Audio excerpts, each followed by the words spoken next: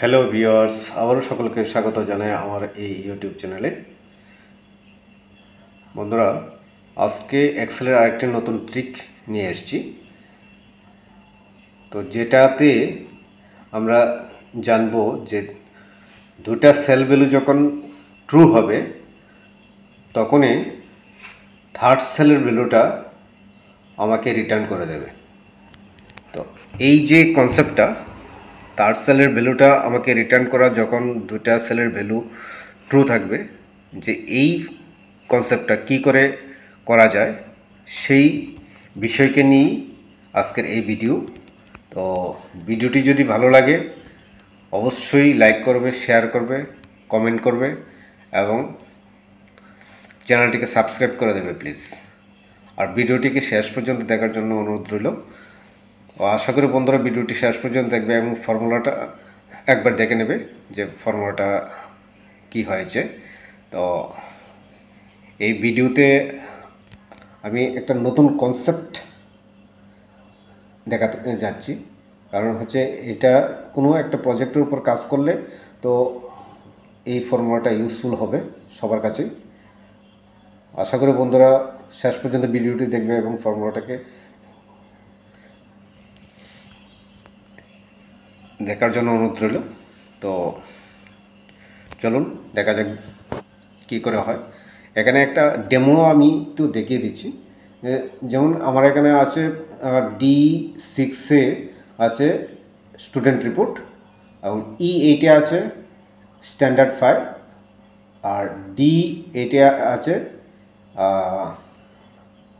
Roni, suppose স্টুডেন্টের নাম। আর D6-এর যে ভ্যালুটা আমাকে রিটার্ন করে দিয়েছে C10-এ। তো এটা কি করে হয়েছে? আর যদি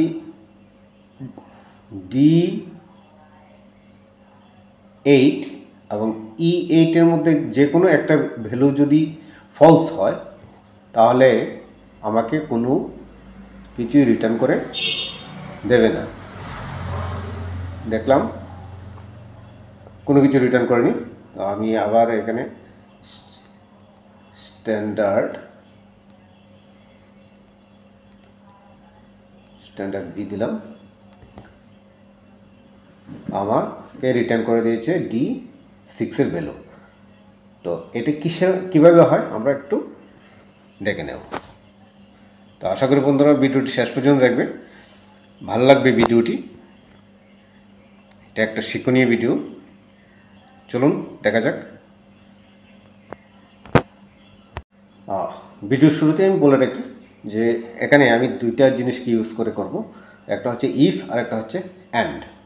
তো এই দুইটা জিনিস ইউজ করে আমি এই ফর্মুলাটাকে আমি সেট করব। তো এখানে ডেমোতে আমি দেখিয়েছি। তো আমি এখন এই সেলটাতে আমি দেখাই যে কি করে এটা রিটার্ন হবে। তো আমি ফর্মুলাতে যাচ্ছি। তো প্রথমেই আমি ইকুয়াল টু টাইপ করে নিলাম, তারপরে দিলাম ইফ ফার্স্ট ব্র্যাকেট, তারপরে দিলাম অ্যান্ড, তারপরে আবার ব্র্যাকেট স্টার্ট, তারপরে সেল রেফারেন্সকে আমি D8 নিলাম, নেওয়ার পর not equal to sign put করলাম। নট ইকুয়াল টু কী হবে? Not equal to blank, comma, তারপরে নিলাম এটা E8 sorry not equal to কী হবে? Blank, not equal to blank, তারপর ব্র্যাকেট ক্লোজ করে দিলাম, কমা, আমার রিটার্ন করতে হবে D6-এর ভ্যালুটা। তো আমি রিটার্নে দিলাম D6। সেটা যদি না হয় তো কমা, আমাকে তুমি নীল রিটার্ন করে দাও। আমার এই দুইটা ভ্যালু যদি ট্রু না হয় তাহলে তুমি আমাকে নীল রিটার্ন করে দাও। এই হচ্ছে কনসেপ্ট। আর যদি ট্রু হয়, দুটোটা ভ্যালু যদি ট্রু হয়, তার মানে D8 এবং E8 এর ভ্যালু যদি ট্রু হয়, তাহলে তুমি আমাকে D6 এর যে ভ্যালুটা এটা আমাকে রিটার্ন করে দাও। তো আমি এন্টার দিলাম, দেখতে পাচ্ছি যে এখানে চলে আসছে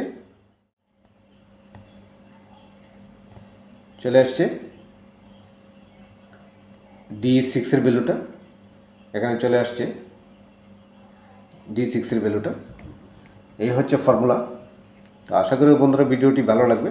তো আমি এখান থেকে নীল রিটার্ন কখন হয় এটাও একটু কনসেপ্টে দেখিয়ে দিই। তো এটা আমি ওমিট করে দিলাম। দেখুন কোনো কিছু রিটার্ন করছে না, কোথাও কোনো কিছু নেই।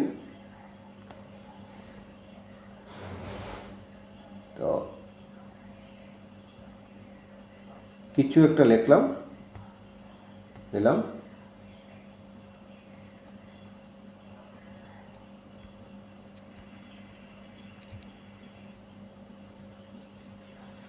আমাকে রিটার্ন করে দিয়েছে। এই হচ্ছে ফর্মুলা। তো আশা করি বন্ধুরা ভিডিওটি ভালো লাগবে। যদি ভিডিওটি ভালো লাগে অবশ্যই চ্যানেলটিকে সাবস্ক্রাইব করবে, লাইক করবে ভিডিওটিকে, কমেন্ট করবে এবং ভিডিওটিকে শেয়ার করবে যত পারো please. Thank you for watching this video. আবারও আরেকটি নতুন ট্রিক, এক্সেল ট্রিক নিয়ে আসবো নতুনভাবে। তো আশা করি বন্ধুরা তোমরা পাশে থাকবে।